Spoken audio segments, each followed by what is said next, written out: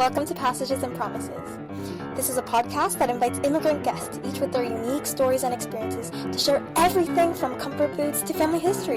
Because becoming a global family starts with embracing the stories that make us who we are. Passages and Promises reveal the human stories behind the immigrant tag. You can find me on YouTube, Spotify, Instagram, and TikTok.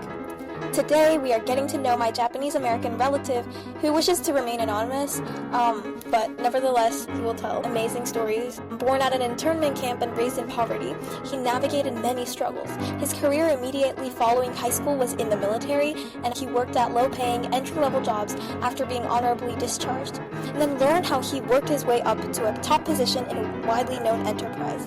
Not only will you absorb information regarding his identity as an immigrant, you will gain lots of insight on how to discover your own path in life. And to be honest, I learned a lot more about him through this interview, and not only about him, but also just general wisdom. He's very smart, so I hope you guys learn a lot from him too. So disclaimer, the views expressed in this podcast are those of the individual guests. Each story reflects one person's perspective and experiences and does not represent every community or culture. This series is meant to share personal journeys and encourage understanding through open conversation. Okay, without further ado, let's get into today's story. Yay!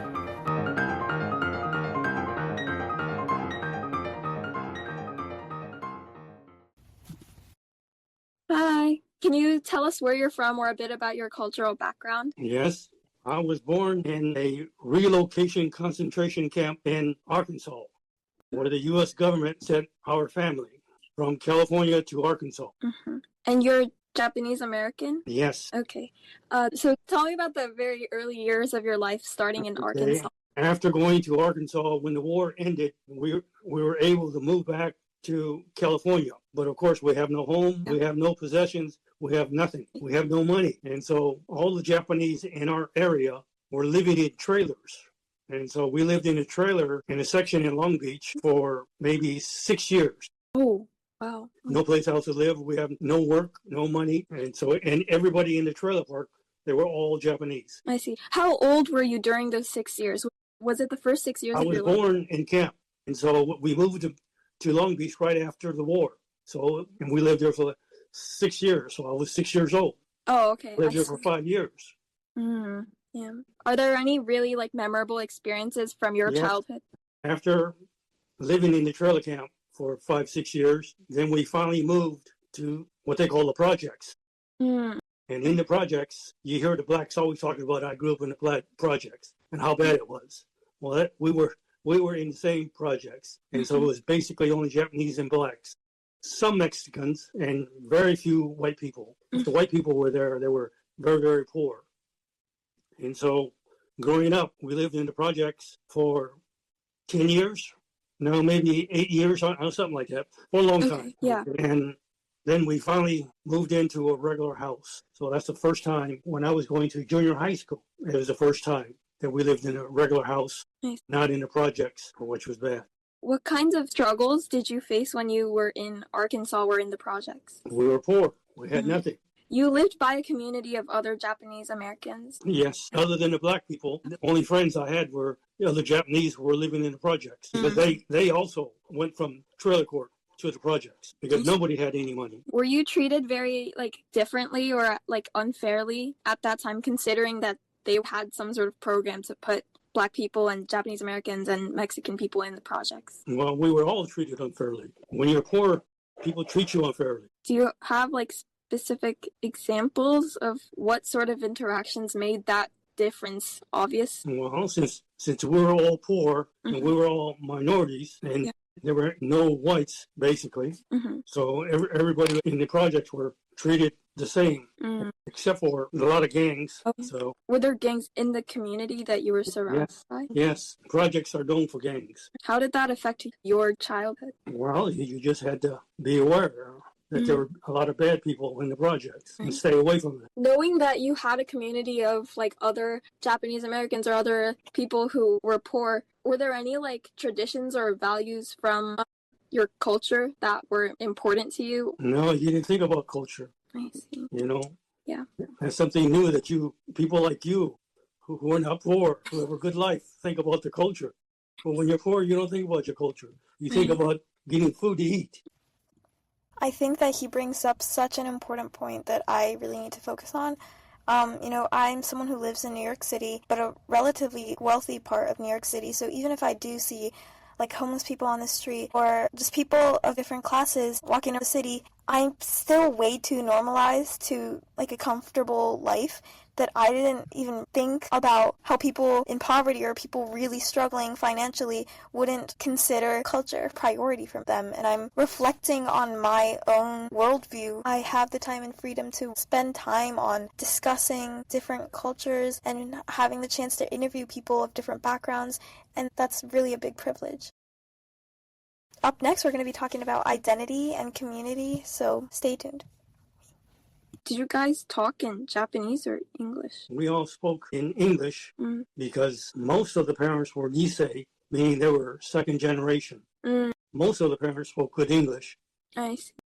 My parents, what they call Kibe, they were born in the U.S., but they grew up in Japan. So they didn't speak English. Well, my father spoke English, but my mother never spoke English. So we always spoke Japanese in the house. I see. And then on Saturdays, we went to Japanese school. Did that cost money? Of course, it's not free. Nothing is free. Was it hard maintaining both languages when you had to communicate in No. the two? No. No. Do you have trouble communicating in Japanese or English? My Japanese is declining. But then you don't have any trouble, right? Because everybody speaks English where you are. Oh, yeah. Okay? Yeah, Same thing. Everybody spoke English. Friends spoke English. None of my friends really spoke Japanese. That's why we were going to Japanese school. I see. But then our family was different in that our parents only spoke English. He meant to say his parents only spoke Japanese, not English. Whereas all their friends, their parents spoke English. Wait, so are you second or third? Third. You're third gen. Okay, I see. At the Japanese school, was there anything you did other than just learn Japanese? Like, did you celebrate the holidays or anything like that? Well, yeah, I guess we celebrated a holiday, but it was just school. When there's a holiday, you don't go to school. Very few holidays on a Saturday. Yeah, most holidays are during the week or whatever. Of course, we wouldn't go to school during Christmas or New Year's. Okay, yes, that's true. Do you feel like your Japanese roots influenced you? Yes, well, the way I think, the way I behave. Yeah. Can you explain how? Well, I learned from my mother, mainly from my mother, because I don't remember my father. And so, you become like your parents. Did your parents tend to like uphold a lot of Japanese values? Yeah, well, that's all my mother knew. Don't forget now, she was born in the U.S. and when she was a baby, she returned to Japan, grew up in Japan, got married in Japan, and then came to the U.S. And as soon as she came to the U.S., well, maybe 4 or 5 years later, the war broke out. And we were all sent to camp. I see. So she knew nothing of American culture or the language. Never had a chance to learn it because every place she was only Japanese. And most of those Japanese, a lot of those Japanese did not speak Japanese. But there were Issei who spoke Japanese. Just to add a bit of context, Issei refers to first-generation Japanese American immigrants. Nisei refers to second-generation Japanese American immigrants. And Sansei refers to third-generation Japanese-American immigrants. Okay, there you go. Yeah. So her interactions were with the Issei more than the Nisei. Did the Issei and Nisei communities kind of divide into their respective groups, or were they still like very interconnected? Yeah, Nisei started to become more Americanized than the Issei. Issei were all Japanese, 100% Japanese. Right. Okay, whereas in Nisei, let's say half felt American, half felt Japanese. Then the Sanseis, probably 80% felt more American than Japanese. Did you lean towards more American Japanese, or did you just stay very like in the middle? How did you feel personally about your identity? I always felt like I was Japanese. Oh, really? Yes. Was it because your mom was? No, because I look like a Japanese. But all your friends were also... Well, all my good friends were Japanese. I have very few growing up. I had a couple of black friends. Yeah. Maybe 1 or 2 Mexican friends, but everyone else was Japanese. I didn't have any white friends. Okay? Yeah. In fact, I didn't really growing up. Even going to high school, didn't have any, I associated with them. Yeah. I was never really friends with them. I see. Because they were white and I was Japanese. They knew it too. But like you participated in the same daily activities as a person living in the US and you spoke English. So was it the fact that Japanese Americans or Japanese people were kind of seen as an enemy at the time that made you feel more Japanese as well? Well, yes. More so when I was younger. Yeah. Let's say in elementary school, some of it in junior high because it was still close to the war, right? Right. And so, but getting to high school, you don't see that much of the prejudice. It's still there. You know it's still there. Yeah. You don't see it blatantly like you did in junior high and elementary school. Because at that time, we were segregated anyway. Right. So there wasn't any like representation at school. Of course not. Right. We're all left to fend for yourself. So did you feel like you stood out because of your background? Like even being surrounded by so many other Japanese and Japanese Americans? I feel comfortable with my Japanese friends. It's crazy how this was, in fact, the reality at the time, that people were just separate and people of different races or different nationalities rarely became close with each other. Of course, we still see prejudice against different communities, but, and you know, New York City is almost like a different country from the rest of America, but at least here, at least where I am, I see people of many different backgrounds interact with each other on a daily basis. So it's surprising how different of an environment he grew up in versus I'm growing up in. When you transitioned out of high school, what happened then? Did you stay in the U.S.? Yes, I went to college. Well, no, after high school, I went in the Army. Oh. Yes, I went in the Army for 2 years. Oh. And then in the Army, I was sent to Germany. So all of a sudden, there weren't any Japanese there, and I'm surrounded by all the white people in Germany. But the Germans, funny thing, the Germans looked at me as a friend because Germany and Japan were allies. Yeah. And so the Germans were friendly to me. Mm-hmm. And what did you experience in the Army? I'm assuming it was very chaotic after the war, no? Well, this is a long time after the war. This is 20 years after the war. Okay, yeah. Right? Had nothing to do with, at that time, it was the Vietnam War that was going on. Of course, they wouldn't send me to Vietnam because I looked like the enemy. And so I was sent to Germany. What did you do in Germany? I was a radio operator. Can you explain a little more? We would go in the field and someone had to stay in contact with headquarters and we stay in contact by radio. They didn't have any iPhones at that time. You did this for 2 years? Yes. Did you speak English with the others? Yes. None of them spoke Japanese. But you didn't have a hard time kind of getting used to the environment because they were friendly? No. Well, I forgot one important thing. While we were in Germany, of course, the Russians were still in power, and they operated out of East Germany. So Germany was split between East and West. The West was U.S. based, and the East was Russian. And then there was a city right on the border. It was called Berlin, and Berlin was split exactly in half, East and West. And so we were sent to Berlin for 6 months to guard the Berlin Wall. Oh, from Russia? Yes. And then this was in 1961. And so you had a conflict going on with Russia in terms of East and West Germany. And then you had the conflict going on with Vietnam. Because Vietnam was just starting to get more deadly. Okay. Most people in Germany didn't like U.S. soldiers because they got drunk every night, caused a lot of trouble, got into a lot of fights, right? But when we went to Berlin, they loved us because we were protecting them from the Russians and East Germany because they could see it. I mean, right across the street were the Russians. And so we were there. We stopped the Russians from coming over to Western Germany or Western Berlin. So they knew that we served a purpose. Whereas in other parts of Germany, they didn't see us serving a purpose, you know? Yeah. So it was very different. Did they perceive you as a Japanese or an American soldier? I don't know. You'd have to ask them. Oh, but it wasn't obvious. No, like I said, a lot of Germans were very friendly to me because Japan and Germany were allies. And so for the most part, they didn't like U.S. soldiers, except for in Berlin. So they looked at me more as a Japanese rather than a U.S. soldier. I see. When you were guarding the Berlin Wall, during your time there, did you see any of like the similar treatment that you experienced when you were in Arkansas or in the projects in terms of like segregation or like alienation of groups of people? Well, yes, of course. In the Army, Right. at the time I was in, and most likely today still, there's a lot of segregation. The Army is made up of a lot of black people and a lot of poor people. And so it was the same like when I was growing up. You had a lot of blacks and you had poor whites. Yeah. Okay. Yeah. And then like in Germany or even in the US, there's segregation. The blacks go to their own places in town that only blacks go to. The whites go to places in town that only whites go to.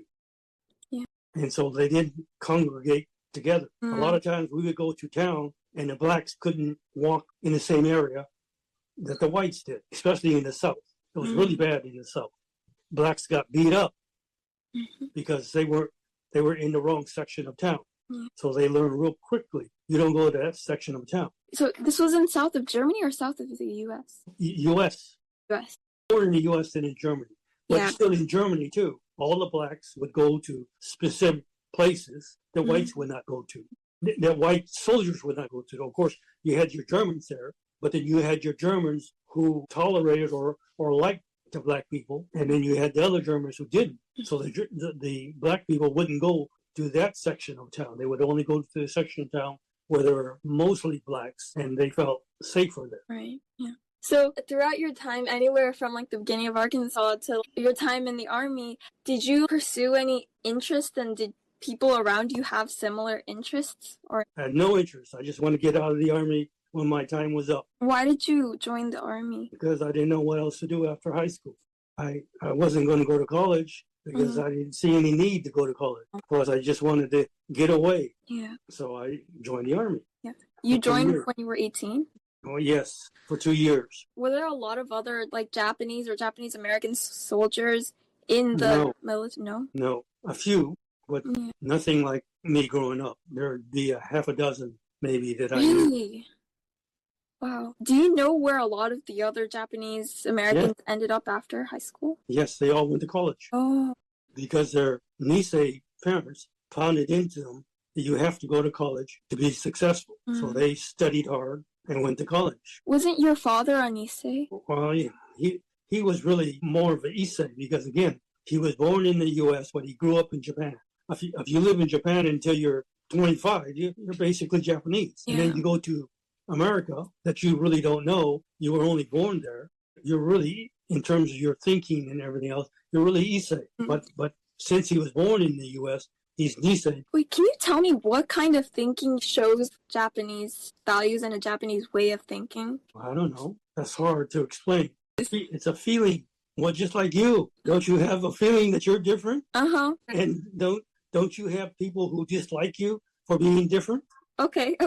In my opinion, even when I lived in Japan for like 7 years, it's not like I 1,000% felt exactly like I was fitting in, but especially after I went back to Japan following the years living in America, what I felt was that, and this is just my opinion, a lot of Japanese society tends to encourage a certain mold that people need to fit into, and that in the U.S. or Japan? In Japan. Well, yeah.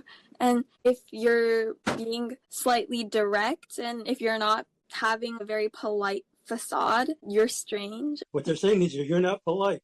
Well, I don't think it's that. I know, because polite meaning a very reserved, specific pattern I followed, at least in formal situations. But then the thing is, that's my experience, but when we're talking about your experience... Let me give you an observation, okay? Okay. When I'm in America, everybody thinks I'm Japanese and I'm not an American. Even though I speak English, even though I grew up in America. Everybody says, without just thinking that I'm Japanese, right? When I go to Japan, all the Japanese say, I'm an American. I'm not Japanese. So that's how the thinking goes. Because in Japan, I don't really speak the language. As soon as they hear me speak Japanese, they know my Japanese is not Japanese. Right? Yeah. Okay, so I'm not Japanese. Wait, but what I'm confused about is, so neither countries saw you as a Japanese in Japan or American in America, right? Right. But then you were telling me earlier that your parents had a Japanese way of thinking, Japanese way of behaving. And part of that was the lack of like, well, you need to go to college, right? Yeah, but don't forget, my parents in Japan, they're Japanese, 100%, even though they're American, okay? Yeah. They're 100% Japanese. When they're in the U.S., they're Japanese. So they're Japanese consistently. Whereas me, in Japan, I'm not Japanese. In the U.S., they think of me as Japanese. So it's split, whereas my parents were never split. They're Japanese in Japan, and they're Japanese in the U.S. Right. But so how is their way of thinking or behaving different? They think like Japanese. What does that entail? Well, just like you said, they're not direct, they're indirect, okay? Yeah. They tend to be very, very polite, okay?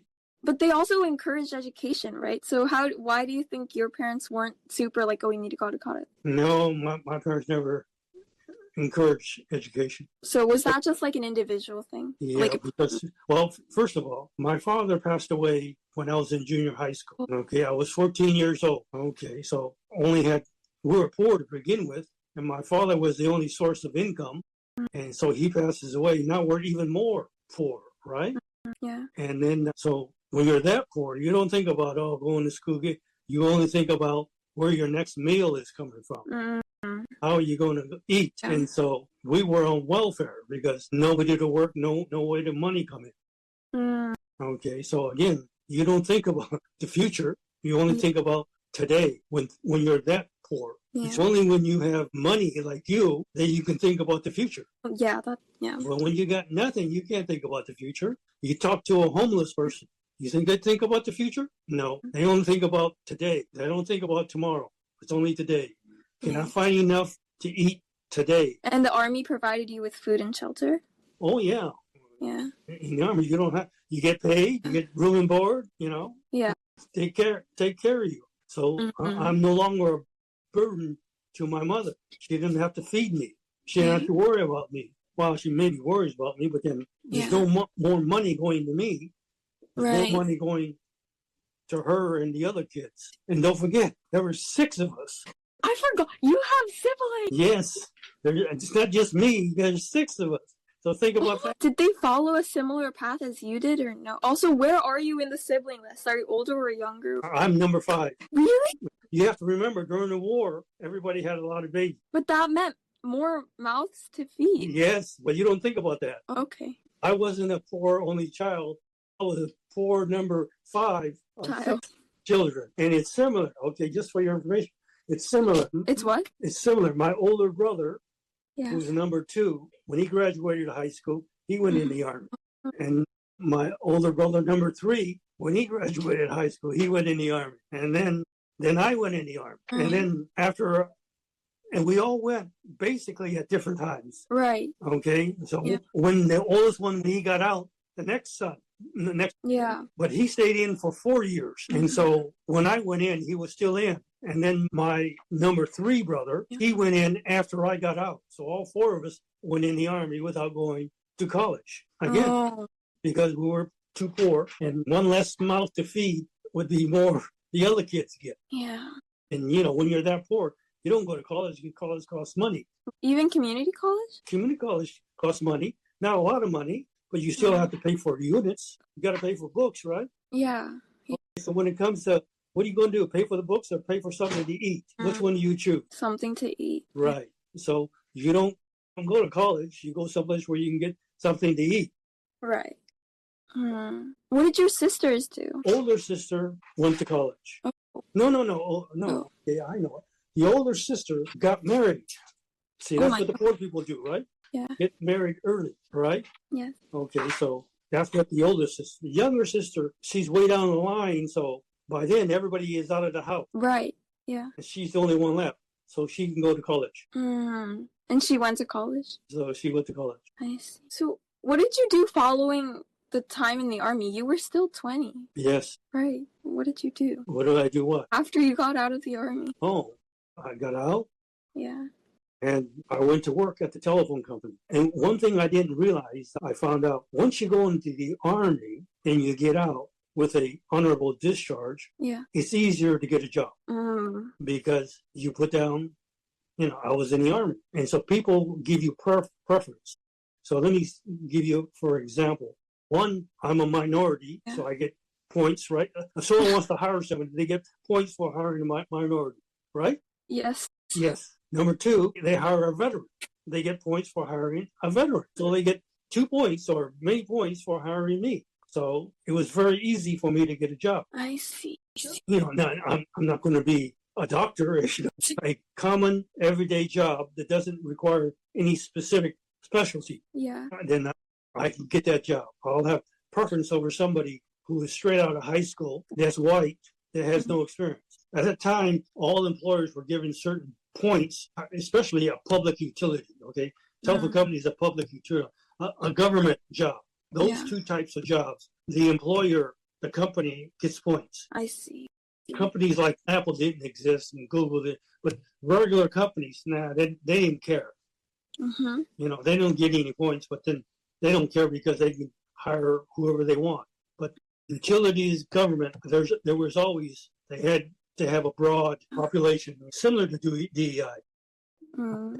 In the workplace, were you treated fairly? Yeah, well, basically I had a job at a telephone company, then I had a county job with the government. Yeah. And then a job with ITT, and then number 4, job with Warner Brothers. So my first job with telephone company, I was very lucky that my manager and his boss, we'll call the general manager. Okay. Both of them liked Japanese, and both of them liked me. I was very fortunate. There was no bad feelings, and most of the guys I worked with, they were okay. There was no bad feelings. So I had a good work experience at the telephone company. And while I was working at a telephone company, I went to night school. So eventually, after 6 years, I got my degree. Yeah. And I was hired at the County of Orange. No, I was hired at a different company, a private company, Purex Corporation, that makes soap, Purex, bleach.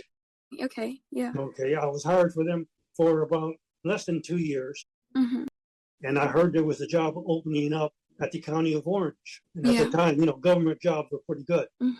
Of course. And so I applied at the County of Orange, again, because I'm a minority and I'm a veteran. It gave me, there were a couple hundred people applying for that particular job. And so I got it, not because I was my degree or whatever was better than theirs, because this is, quote, entry level, right? Yeah. I had a couple of years experience. And so I had the experience. I'm a veteran and I'm a minority. Boom. I jumped to the top and I got the job. And so I worked there and I decided I'd get my MBA. And so I got my MBA. And after about less than 2 years at the county, I didn't like that job. Nobody worked at the county. They worked from 8 to 5.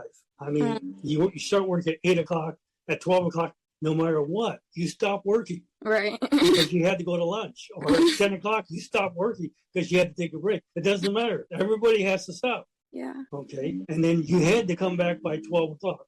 So, and come 5 o'clock, no matter where you were into work, you had to stop and go home. I mean, it was just too structured. They didn't want to pay overtime, and they, Yeah. And so it was terrible, and I didn't like it. Yeah. So I applied for a job after I got my master's degree to ITT. And again, when I went to ITT, and I was very fortunate. Yeah. My immediate boss at that time was probably 1 or 2 years older than me. Yeah, because I'm older now, right? He went to college out of high school, whereas I went in the Army, and then I went part-time to school. And by the time, I'm almost 30 years old, and he's 31, 32, but he's got 10 years experience. But anyway, he was a nice guy, and we had, a lot in common. And so we're very friendly. But his boss, the controller, was very nice, and he liked me. And his wife was Chinese. And so he liked Asians. Yeah. And white people, I mean, Chinese, Japanese, Koreans, they're all the same to them. So if you like one, you like the others. Whereas they're not really the same. And I could tell the difference. Yeah. But then his wife was Chinese, but she was very nice. But anyway, so he liked me. And so when there was a promotion, I got it because my boss. And, one time they offered me another promotion. And I said, no, I don't want it. What?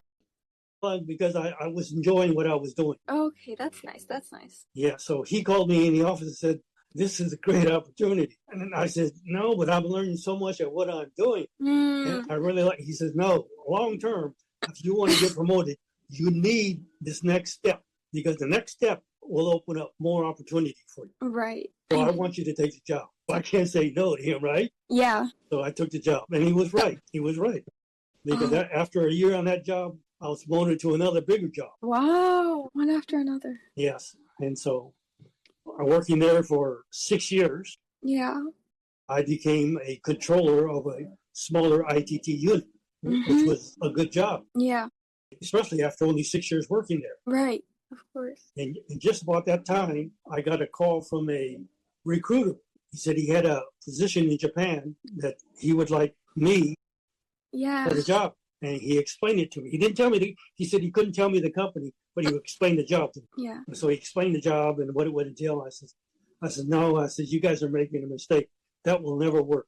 Because he wanted to hire a senior person who would be working for the senior accountant in Japan. Yeah. And they plan to bring over 2 other American, one IT specialist, another accounting specialist, manager levels, Yeah. to work under me. Okay, so it'd be me and two U.S. people. I said, no, it'll never work.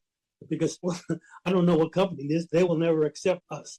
Because you're bringing 3 foreigners over and you expect to change the company. He said, no. Yeah. And so 6 months later, the guy came back to me and says, we have a different position. It's a senior position, and it'll report directly to the president. You would have overall responsibility for all the accounting responsibility. I said, that could work. So that's when he told me the name of the company was Warner Music. Was what? Warner Music. You ever heard of Warner Brothers? Yes. Okay, so that's where I went to work. Wait, was it conventional to have a lot of jobs back then? Yes. Really? There wasn't like a loyalty or commitment thingy where it's like you get paid more if you stay longer? No, not really. Oh. Well, there was and is, but I thought the experience to work and live in Japan would be worthwhile. Plus, I had a contract, and the contract was for 3 years. So I would go there for 3 years. I get paid, and this is a contract. So, I mean, they couldn't fire me after a year. They could, but I would still get paid. Yeah. And after 3 years, we were very successful with the work we were doing in Japan. So they gave me another 3 years. Oh my gosh. And so, my expectation was to come back to the U.S. Right, yeah. But then another 3 years, and plus they were going to pay me so much money, and plus I got a promotion. Yeah. And Again? Oh my gosh. Yeah, well, I was now the deputy chairman, and so What? after 6 years, still very, very successful, and they asked me to renew for another 3 years. And I said, no, I can't do that because basically couldn't speak English. Very little, almost none. And so I decided we'll go back to the U.S. Wait, can we backtrack a bit? Because this is important to the interview. Where did you meet? In Japan or in the U.S.? Oh, yeah, I left out a step. When I was working for ITT, yeah, we had a company in Japan that we had a license agreement with, that they sold our products. Yeah. And so we decided that we wanted to have a joint venture in Japan. And so I was on the committee that was going to form the joint venture. So I had to put together a financial plan for the joint venture, and I was going to help hire the accounting people. So we went over there and we hired a president who was affiliated with an ITT company. His And we sons. tried to hire their controller, but he didn't want to go. Okay. And so we put ads out for our other controller, and we couldn't find anybody who we thought would be a good accountant that spoke English. So after about 6 months of searching, Your I wife? thought, well, I'll go over there for 6 months and help start the company. And while I'm there, I'll continue to search for a full-time replacement. Okay. So I went there, and Wait, where is there again? Tokyo, Okay. across from the palace. Okay. From our floor, we could see the palace, the Princess Palace or something. Okay. Yeah. But anyway, so I was there for 2 years, a little over 2 years. Yeah. And then I finally hired an accountant and had him for 6 months, and I figured he could do the job. So I gave him a job. I went back to ITT. And it was because of my experience in Japan during that 2 years is the headhunter. I don't know how he found out about it, but that's why he was looking at me to go to Japan for Warner Brothers. Because I had the experience working in Japan, and so... Yeah. Wait, and you met during that 6 months?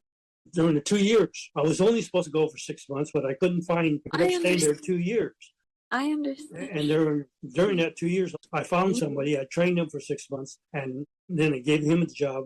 And after the 2 years, I came back to the U.S. Wait, okay. So you were already like 30-something by this time, right? 35 or so. And you were in an English-speaking environment for most of those 35 years. You know, my Japanese was never really that good, but it was enough that I could communicate. With your mother? With the other Japanese. But our president, again, he was Japanese, but since he worked for the same company I worked for, just a branch, he spoke very good English. But all the other people spoke little to none English. Your wife? When you went to Japan, and you, like, for the first time at, like, 35, right? Did you feel like there was some, like, sort of connection that you felt because your mother had a lot of Japanese values? I don't know if I felt a connection. Again, when I went there for the first time, I always thought I was Japanese. Okay. But then I soon found out that they didn't look at me as a Japanese. I was an American. Right. Okay. But because I was Japanese American, they accepted me. Were they like, you're enough Japanese? Yeah, maybe. Okay. I remember this one episode. Okay. It's kind of funny. Yeah. And so we were making shirts for everybody in the company, so we would all have the same shirts, right? Yeah. And so they measured us, your arms, your waist, your chest, you know, so they could make the right fit. Okay. And so after they measured me, the girl that was doing the measurement says, "Oh, you really are Japanese. It's exactly the same size as the other Japanese." Whereas with Americans, you know, their arms may be longer, the chest may be very, you know, I mean, yeah, physically they're different, right? Right. Physically. Yes. And so, but physically, I was the same as all the other Japanese. I mean, not the same height or whatever, but the dimensions in terms of my height, my arms versus my legs. You know what I mean? Oh, you really are Japanese. So if somebody measures you, they'll say, "Oh, you are Japanese." Okay, wait, but you know, I'm like already 10 centimeters taller than the average Japanese woman. But all American Japanese are taller. What does that even mean? Okay, anyways, back to culture. Did you work to balance the two cultures, especially now that you had children who were Japanese American? No. I'll let the kids be what they want to be. But you were mentioning earlier how, like, they couldn't speak English, so you wanted to take them to America so they could speak English. Yeah, I want to give them the benefit, you know, of both. So there was a balancing of culture. Yes, not so much the culture, just the language. Language is part of culture. Well, of course, but the language. I wasn't worried about whether they'd feel more Japanese or more Americanized, as long as they could speak English. Let's talk about why his culture is significant to him.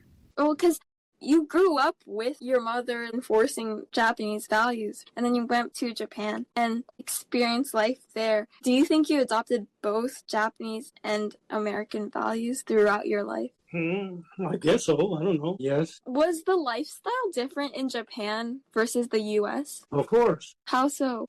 In Japan, I was very successful. So I was the vice chairman of a very large company. Yeah. But, like, in terms of how people interacted, what kinds of things people encouraged in one's lifestyle? Well, I don't know. I'd have to think about that. Well, Japan and the U.S. is so different, okay? I never had to worry about being in Japan and being accepted. Because people who didn't know me, who just saw me on the street, would just assume I was Japanese. Yeah. Okay? Whereas me in the U.S., if I'm on the street, and people don't know me, they just assume I was Japanese and not American. Right. One more question. Did you notice a difference in parenting style in Japan versus U.S., especially raising children in the two countries? No, I didn't notice any. You didn't notice any? No, because we did what we did. Oh, but you didn't observe it in other families? Not really. What I noticed when I was in Japan is there's more focus on, go to juku. Juku refers to prep school. And discipline is also a very prevalent concept, I guess, in Japanese parenting. Well, okay, but some of that is not so much Japanese parenting. Wait, I have a few more questions. How do you think the younger version of you would react to the current version of you in terms of what you've learned and accomplished and who you've become? Well, the younger version had no expectation for the future. Mm-hmm. Me now, looking back, saying I was very fortunate that, I met a lot of good people who encouraged me to be successful. Right. So I had no expectation. Like some people, when they're very young, like yourself, they want this, they want that, and the future is bright. When I was young and looking back, and it was saying I had nothing to look forward to the future. I didn't even think about the future. I was just trying to get by day. And then, I guess the future is graduation from high school, right? Yeah. So when I reached that future, there's nothing further I could do. Mm-hmm. So that's why I went into the Army. Yeah. Okay. The future for me at that time was not going to school. Right. Okay. Thank you so much. Okay. Have a good time. I really appreciate your time and help. Bye-bye. Bye. Unfortunately, that is the end of today's episode. Thank you so much for listening to this episode of Passages and Promises. If you have a story to share or just want to reflect, leave a comment down below, and I'd love to hear how it resonated with you. And if you have any questions about what this relative of mine experienced other than what he talked about in this episode, feel free to comment that as well, because I'll get back to you after I ask him those questions. You can also visit my website where I write about each episode and share some of my own reflections along the way. We all have our own passages and promises, and I hope this podcast gave you a moment to reflect on yours. See you next time when we'll explore the next person's journey and the promises they carry. Bye!